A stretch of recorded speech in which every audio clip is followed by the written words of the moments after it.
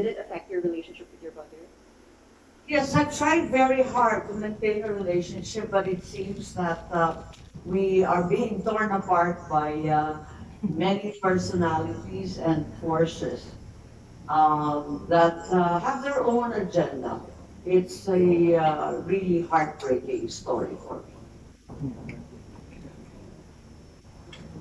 Very interesting. May tanong si Miss Janice. Yes. Senator, Editor ng Bulgar. from Bulgar po. Okay. Open naman po kayo sa nagsasabi na nagkaroon po ng pagkakamali sa proseso ng pag-aresto kay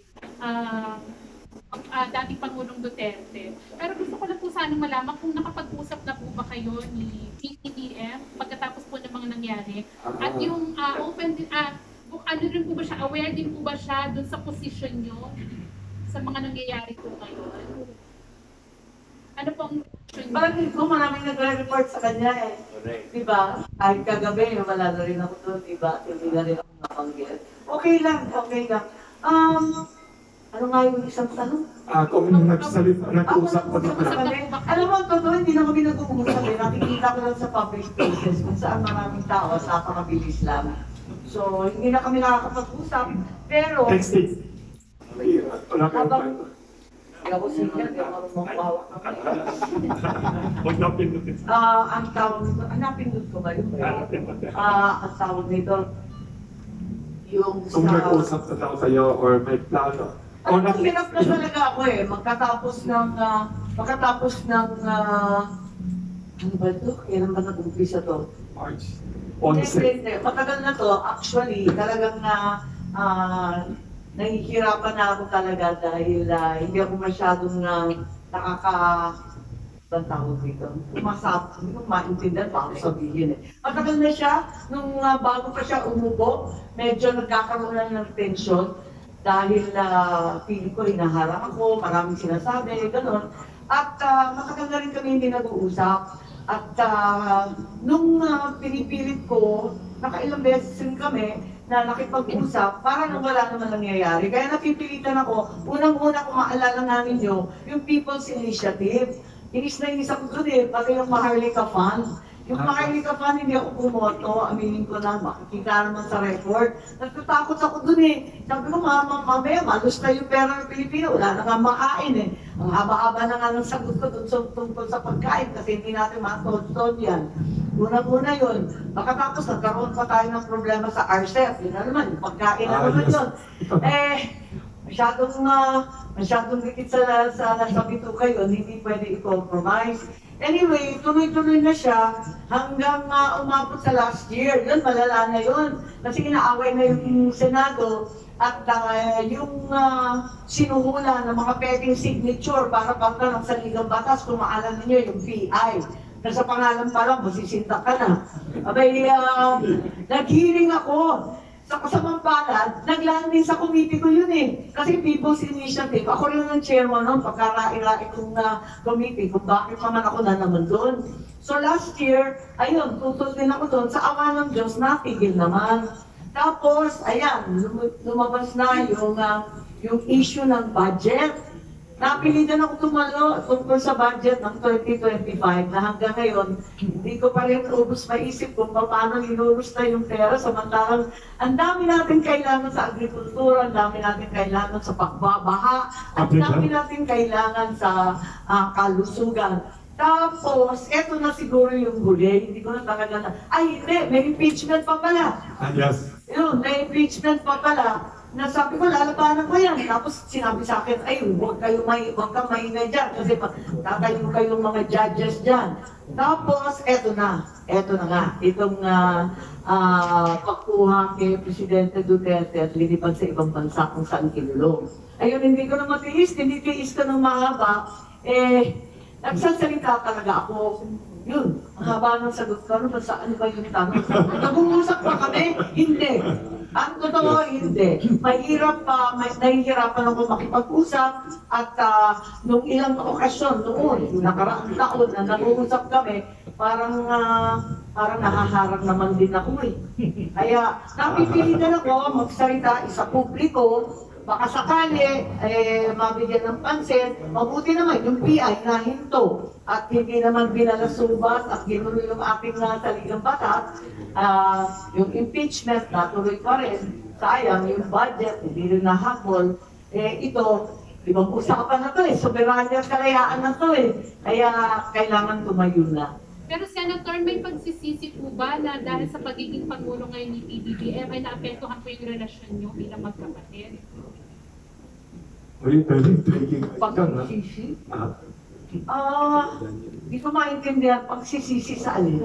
Na syempre po, pinag-usapan ng pamilya yung kanyang pagtakbo. At, Oo nga, full support naman kami lahat, tama. opo, Isipin mo, kasi dekada-dekada kami naghintay dito pinaglaban namin yung tatay ko ng 36 years, mahaba-habang panahon yun. so Nakakalungkot, oo. may pagsisisi po. Na, wala. Hindi ako nagsisisi sa ganyan Nagpapaunahin ako, pero yung sisi, wala kang nasisisihin kundi sarili mo Ma'am, nagtatampo ba kayo? Sino dapat magtampo sa inyo? Yung kayo po o yung kapatid niyo? Sabi, marami nagsasabi, dapat kayo daw presidente. Sabi niyo. Takpo. Opo. Dapat magtampo kayo po ba o siya? Sa sitwasyon ngayon. Hindi ko maintindihan. Alam mo, sa pamilya namin, kasi mga Marcos kami, laking sundalo kami yung tampuhan, sinasantabi, yung sama ng loob, yung pagsisisi, just soldier on. Gawin mo lang ang tama, yung mali ay mali, yung tama ay tama. At huwag kang manghihina, huwag kang susuko. Laban lang. Ay, ma'am, sinabi yan ni Susan Roses sa akin, advice daw ng tatay niya sa kanya, na never decide daw when you are too happy or too sad or emotional. Iba naman yan. Iba yun na. Parang malakas ang loob. Ay, si June Lanin may gustong tanongin. Sikat na entertainment editor.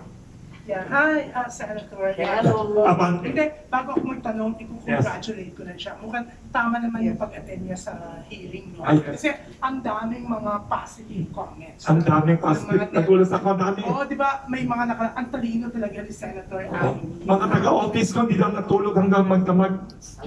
Nanood sila. Kasi ang haba permission Pero, Meron mag-text sa akin sinisingil after na yung adobo niya. Sabi ko, alam mo ba ang kasalanan ko sa adobo mo? Nasunog daw sa kakapanood ng hearing. Pero yun nga, Ako nga, May part 2 dapat daw kayo, marami nagsasabi. Kailangan kayo may part 2. Kasi they want to know what's really behind the issue. Na maganda ng mga tanong ninyo, maganda. ang problema kasi, tulad ng sinabi ko sa kanina, talagang naghahanap pa ako ng mga testigo at saka resource person at pagkagaling na international lawyers. Pero pagkakapagkumpuni, medyo masustansya na rin yun. pero ang bongga nga kasi kahit hindi kayo nakapunta sa isang kasi kahit hindi kayo nakapunta sa isang campaign, at least ito worldwide. Kahit na wala daw kayo sa campaign rally, mas sikat daw itong Senate hearing ninyo. Pinag-uusapan talaga. Worldwide daw. Wala Ang taray mo ang OFW, ang dami daw. yan, Alam mo yung mga OFW, Ang dami walang to. magala dito sa hearing na to. Ang lakas. Kasi isipin ninyo, wala sila dito sa ating bansa. Alam na. Andun sila sa ibang bansa. Wala silang proteksyon. Yes. Kung hindi natin daw ipagtanggol ang mga Pilipino na nasa Pilipinas, paano na lang sila? Bukas na bukas Yes. doon. Wala Oo. silang kalaban-laban. Kung kukunin sila at kukulungin, sino magtatanggol sa kanila? Kaya ang dami nagtatanong sa akin, paano na lang daw yung OFW? Pag Kung dinagdag- maaalala ninyo, pinaglalaban natin si Flor Contemplacion. Sa Singapore. Alala nga si PRRD noon, nung mayor ng Davao, sinunog pa nga yung bandera ng Singapore at tinatapakan. Tapos si Sara Balabagan, alala Yes, niyo, oo. Mary Jane Veloso, convicted na. Sa Indonesia. Pinaglaban pa rin natin na ibalik sa Pilipinas. Importante yun Gusto-gusto Oo. natin talagang andito sa atin ang kapwa natin. yan. Oh, pero Senator, eto talaga yung itatanong ko. Kasi syempre, ito, napag-uusapan yung family drama. Yes. Syempre, may mga nakikilang, kaya it's imbis na mamagitan sa inyo ni President Bongbong, no? Kaya nakikilam sila, kaya parang nagkakalayo kayo, nagkakalala ng issue. Pero syempre po, maraming nakatuto. Ano po ang take ng mother niyo po? Madam Imelda ano reaction ni First Lady? Hindi niyo po ba kayo kinakausap? O may mga komento po ba siya? Tinatawagan niyo po kayo pareho para... Oo naman, natural naman sa nanay. Oo. So ano po pinapayo niya sa inyo? Siyempre na mag-usap at gano'n, magkaisa. Wala ba siyang balak na ipatawag kayo pareho para at least maayos po? Kasi parang yung iba kasi, kumbaga, they're adding ng gas sa issue sa inyo. Lalong lumalala, nagiging issue na nga. Oo, ano ba sagot dyan? Ano ba tanong? Yung nanay ba ninyo will attend to Ay, nanay ko parati naman pinapayuhan kaming lahat. At ang mahirap sa pamilya ko, walang sa pool. Lahat ng privado nagiging publiko. Yan ang problema. Wala talagang linya sa politika, sa personal. Yan ang masakit sa amin. Kaya medyo mabigat-bigat ang mga usapin to. Okay. Ano na lang po yung sinasabi niyo pag sinasabi niyo mag-usap kayo ni President Bongbong? Ano po yung sagot niyo sa mga... sagot niya sa mga nag-try mag-mediate out. Okay naman.